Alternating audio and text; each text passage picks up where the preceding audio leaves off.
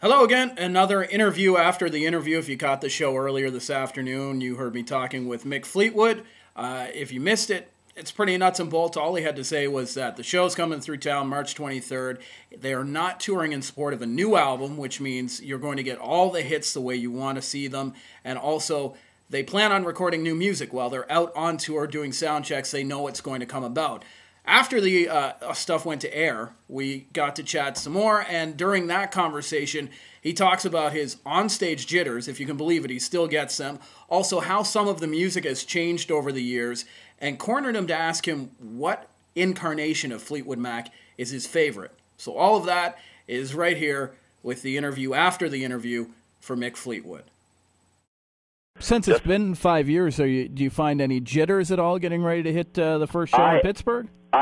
I always, I don't think anyone else gets sort of, and that they're good jitters, I'm always a little on the edge of not, I won't say it's stage fright, but it's like I have a sort of a childlike thing. Am I going to screw anything up? And that keeps you on the edge, and usually ends up working for you.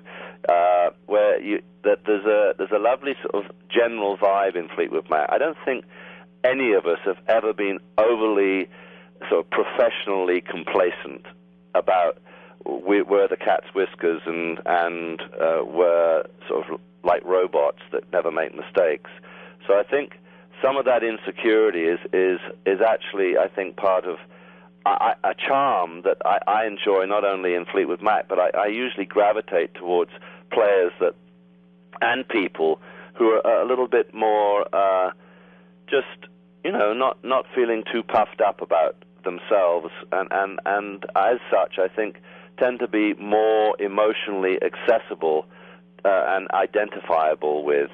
I gravitate to people like that, and I hope and I feel that that's sort of part of what we bring on stage. It's not like a monstrously slick, oiled show. It's a bunch of people that play music together that bundled into this pretty wild chemistry of human beings, And when you guys are in rehearsals, have you reworked any of the songs at all? We have. Okay, yeah. So there will be a little variance on some of the favorites. Oh yeah, and we're doing, because we aren't indulging ourselves in doing 4 or 5, 6 new songs. We definitely got more time to dig in to the archives, and we are doing that. And that there'll be a couple of surprises for sure. We're able to we've recrafted one of Christine's songs that Stevie and Lindsay are doing. I think I mentioned a second ago, we're doing Oh Well, which is before Stevie and Lindsay joined. Right. That's the only real vintage Fleetwood Mac. And we're having a ball. That was when Stevie and Lindsay joined Fleetwood Mac. They had to, because we hadn't made an album, they played, the likes of Oh Well and Rattlesnake Shake and Station Man and a couple of Bob Welch songs, Hypnotized, and then we did some of the stuff off the Buckingham Nicks album, and then we went in to make the album Fleetwood Mac, and then, relatively speaking, that became the beginning of a rather big change in Fleetwood Mac. Yeah. To say the least. One last question before I let you go. When you're talking about all the incarnations over the years, how is the one that you're heading out on tour with here in the next month different from what you've been accustomed to, and how maybe is it a little bit the same, and do you have a preference over the past history of Fleetwood Mac? Wow. Which incarnation? Well, I always look at Fleetwood Mac as two major, and not to have any deference to the likes of Bob Welch and several other people who have been in the ranks of Fleetwood Mac and Billy Burnett and Rick Vito, etc. But there is no doubt that the original Fleetwood Mac, going back to Peter Green and Jeremy, John, and myself, was one band and one lineup that is absolutely equally put on the same sort of pedestal as when Stevie and Lindsay joined Fleetwood Mac. that there were two very, very different bands and two very powerfully, in my life, musically and personally, very influential and majorly part of my whole life.